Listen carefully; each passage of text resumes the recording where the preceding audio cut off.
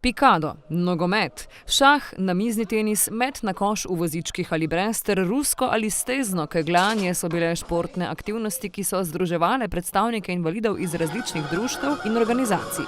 Veste kaj, za vsak bi povedal, veselje, druženje, prijatelje nove spoznaš, pa to je to. Živci ne nagajajo. Trema, glede na to, da je vendarle tekmovanje? Ne, nikoli ni bila trema.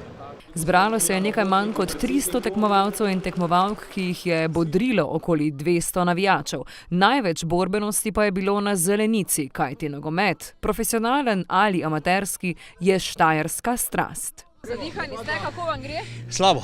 Zakaj? Ozaro vodi 2:0. Vse bomo počasi. Jaz bi povedal samo to, da drugi polčas gremo na polno, hočemo zmago, to je to. Kakšna je pa taktika?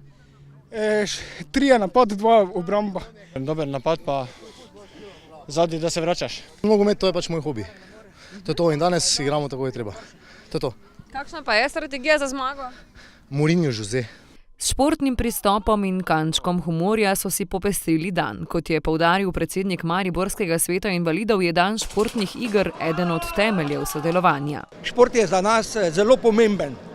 Mi smo prepričani, da nam pomaga pri vzpostavljanju socialnih stikov, pri ohranjanju telesnih, psihofizičnih sposobnosti. Tako da lahko rečem, da to pomeni, da ko vidimo, da je vsako leto več udeležencev, športnikov, invalidov, to pomeni, da smo na pravi poti, da dobro delamo in da tudi s tem dobivamo podporo, da bomo tako delali še naprej. Tradicionalne športne igre podpirajo tudi v lokalni skupnosti. Nenazadnje je bila dostopnost športa za vse eden od temeljnih kriterijev za pridobitev mednarodnega naziva Evropsko mesto športa 2018.